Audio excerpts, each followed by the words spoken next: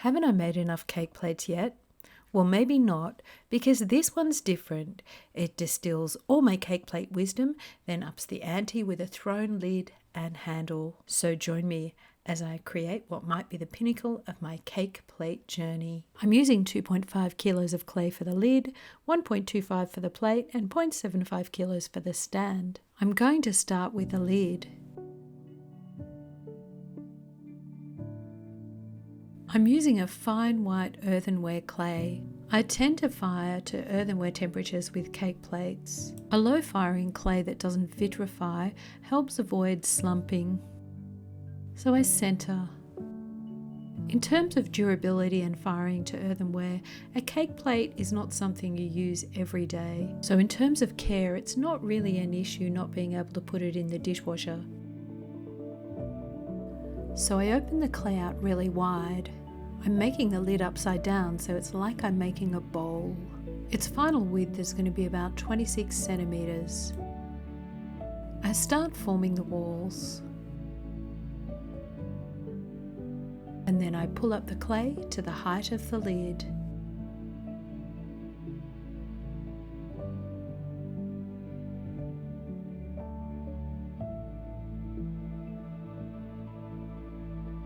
Now I use my rib to straighten the sides.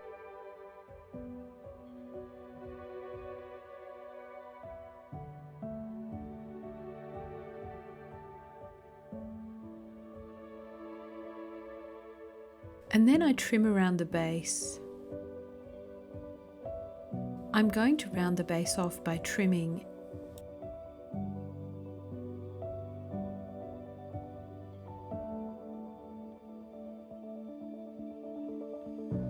And I'm really creating a rounded shape now. I set aside to dry to leather hard. And now I'm ready to move on to the plate. This is really quite a substantial project. I'm using 1¼ kilos of clay here for the plate.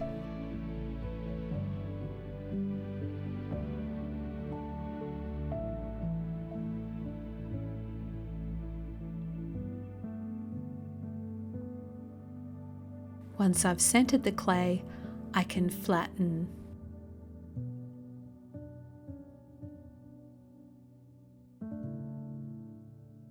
I flatten the clay all the way to the diameter of the plate. That's about 30 centimeters.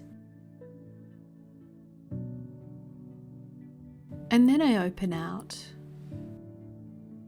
I'm aiming for 3/4 centimeter of clay in the base.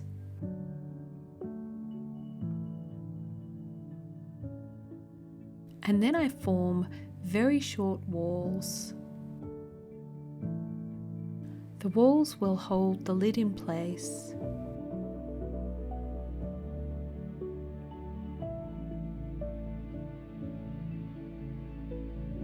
Now I want to smooth and compress with a rib.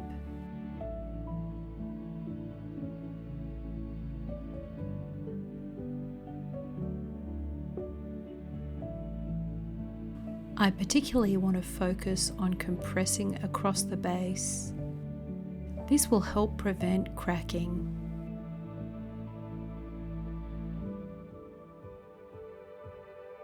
And now I set aside to dry.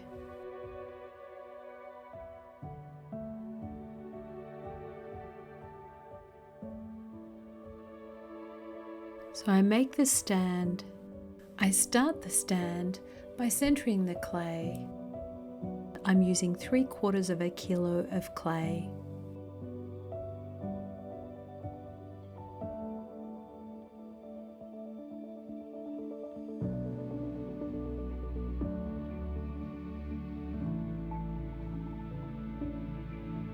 Once my clay is centered, I flatten the clay.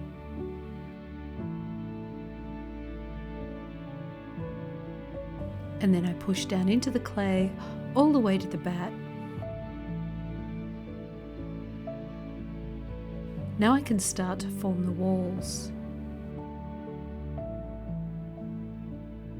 I bring the walls upwards and inwards.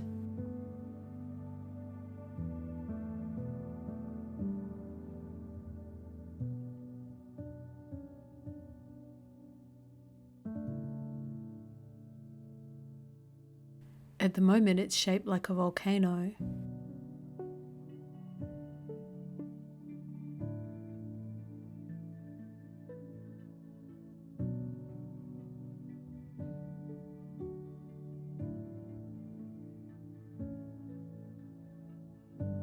And then I open out the top of the stand.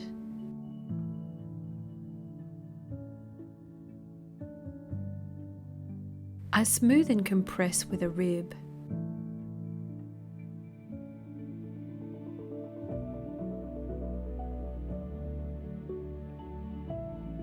And I do a quick check to make sure the proportions are right for the cake stand. Once I'm happy, I trim around the base and then I set aside to dry. So now there's just one extra item to throw. I'm going to make the handle.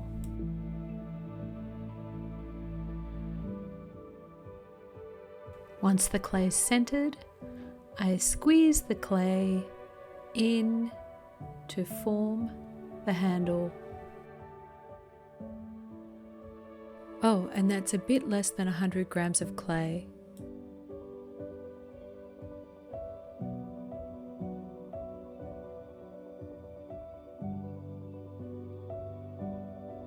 And then I set all the parts aside to dry to leather hard. So now all the parts are leather hard, it's time to assemble. You'll notice I didn't wire through any of the parts. So I let all the parts dry on their bats. They've detached from the bats as they've dried. So there's no need to wire through. They're quite firm, so they won't deform as I join. So I've centered and I'm attaching the lids with lugs of clay. Now I trim across the top of the lid. And now I trim around the outer edge to give the top of the lid a curve. Once I'm happy with the shape, I smooth and compress. And I don't skimp on compressing across the top of the lid. This will help prevent cracking. So I'm ready to add the handle. I score the lid where the handle's going to attach.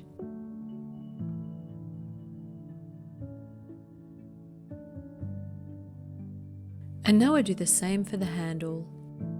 I add slip. My slip is just leftover throwing slurry from the same clay body.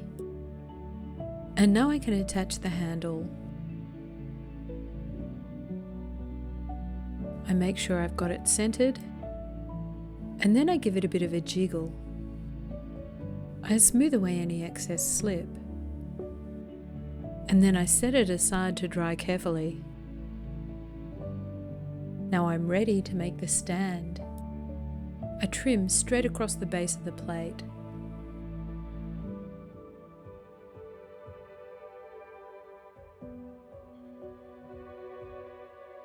And then I compress the base of the plate with a rib. Once again, I don't skimp on compressing the base, as this will avoid cracking.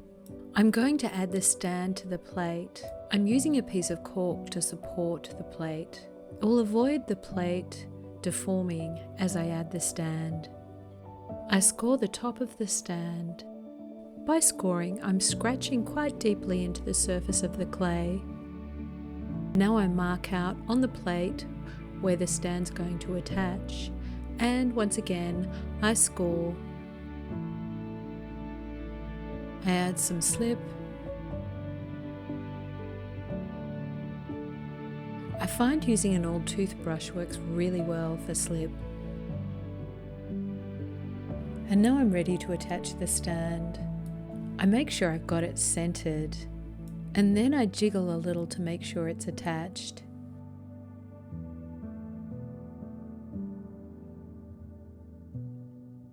I smooth away any excess slip, and then I'm going to blend from the inside. I still need to trim the foot. I know there's a lot to this project, so I'm just going to speed this up a little. I also compress the join.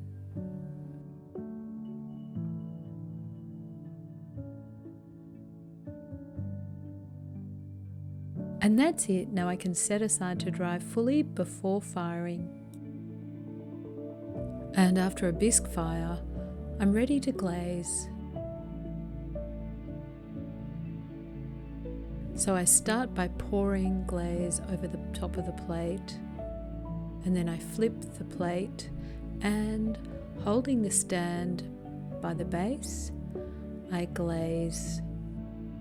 I wait for the top to dry, and then I dip the stand.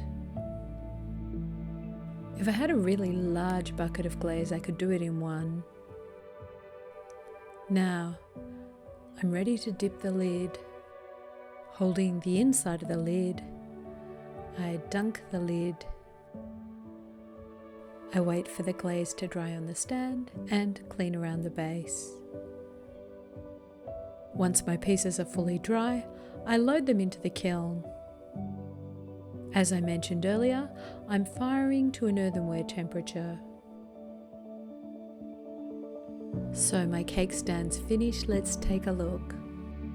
I've used a soft duck egg blue glaze. It goes really well with desserts and cakes. There's something really festive about a cake stand. And the lid works in two ways. When you're finished, your cake is securely stored under the lid, so your cakes can sit out and stay fresh. There's also the drama of what's under the lid, making this cake stand a real showstopper. After use, however, I think there's one change that I might make next time, and that is to make the lid a little deeper. So if I wanted to use it for a layer cake that's a little taller, it would fit easily. For a slightly different cake stand design, why not check out my cake stand in one piece? And happy potting!